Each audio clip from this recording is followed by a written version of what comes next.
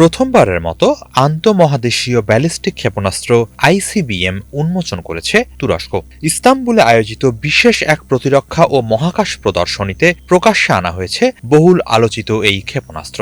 ইলদিরিমহান নামের ঐতিহাসিক এই ক্ষেপণাস্ত্রের গতি শব্দের চেয়ে ২৫ গুণ বেশি। এর গায়ে একদিকে আছে অটোমান সুলতান প্রথম বায়েজিদের মনোগ্রাম, অন্যদিকে খোদাই করা আধুনিক তুরস্কের প্রতিষ্ঠাতা মোস্তফা কামাল আতাতুর্কের নাম। তুর্কি ভাষায় ইয়েলদিরিম শব্দের অর্থ বজ্র এবং ইয়েলদিরিমহান এর অর্থ বজ্রের শাসক।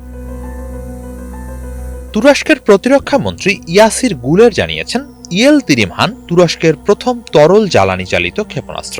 এর অত্যাধুনিক হাইপারসনিক প্রযুক্তির বৈশিষ্ট্য, অর্থাৎ শব্দের চেয়ে বহুগুণ বেশি গতিতে আঘাত হানার সক্ষমতা একে অনন্য করে তুলেছে।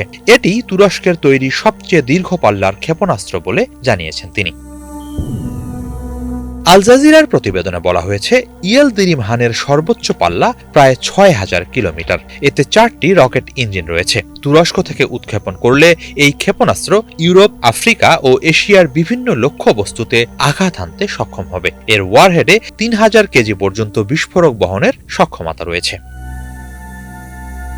বিশ্লেষকরা বলছেন, ইয়েলদিরিমহান নামের এই আইসিবিএম এর উন্মোচন তুরস্কের জন্য বিশাল এক কৌশলগত অগ্রগতি। এটি আঞ্চলিক ও বৈশ্বিক সামরিক প্রভাব বিস্তারে তাদের অনেক দূর এগিয়ে দেবে। এ ধরনের ক্ষেপণাস্ত্র তৈরির সক্ষমতাকে খুবই গুরুত্বপূর্ণ অর্জন হিসেবে দেখা হচ্ছে। ইস্তাম্বুল ভিত্তিক নিরাপত্তা বিশ্লেষকরা বলছেন, এই প্রযুক্তি তুরস্কের মহাকাশ কর্মসূচির সঙ্গে সম্পর্কিত। মহাকাশে রকেট পাঠানোর প্রযুক্তি এবং আন্তঃমহাদেশীয় ক্ষেপণাস্ত্র প্রযুক্তির মধ্যে অনেক সাদৃশ্য রয়েছে। বিশ্লেষকরা বলছেন, মূলত সাম্প্রতিক বছরগুলোতে ইসরায়েলের সঙ্গে উত্তেজনা বৃদ্ধি, মধ্যপ্রাচ্যের চলমান সংঘাত, গাজা ও ইরান যুদ্ধসহ আঞ্চলিক নিরাপত্তা পরিস্থিতি তুরস্ককে সামরিক সক্ষমতা বাড়াতে উৎসাহিত করছে। ইয়েলদিরিমহান তুরস্কের প্রযুক্তিগত অগ্রগতি ও প্রতিরোধ সক্ষমতার প্রতীক। আঙ্কারা যে আঞ্চলিক শক্তি হিসেবে নিজের অবস্থান আরও পোক্ত করতে চায়, এটি সেই বাস্তবতাই তুলে ধরছে। প্রেসিডেন্ট রিসেপ তাইয়েপ এরদোয়ানের নেতৃত্বে তুরস্ক সাম্প্রতিক বছরগুলোতে বিদেশি অস্ত্রের ওপর নির্ভরতা কমিয়ে নিজস্ব প্রতিরক্ষা শিল্প গড়ে তোলার নীতি অনুসরণ করছে। এ লক্ষ্যে ড্রোন ও দূরপাল্লার ক্ষেপণাস্ত্র প্রযুক্তিতে দ্রুত এগিয়ে যাচ্ছে তারা। তাদের এসব কর্মসূচি আন্তর্জাতিক অঙ্গনেও ব্যাপক আলোচনার জন্ম দিচ্ছে। স্থানীয় বিভিন্ন গণমাধ্যমের তথ্য অনুযায়ী ২০২৫ সালে তুরস্কের প্রতিরক্ষা ও মহাকাশ খাতের রপ্তানি $10.05 বিলিয়ন পৌঁছেছে, যা দেশটির ইতিহাসে সর্বোচ্চ।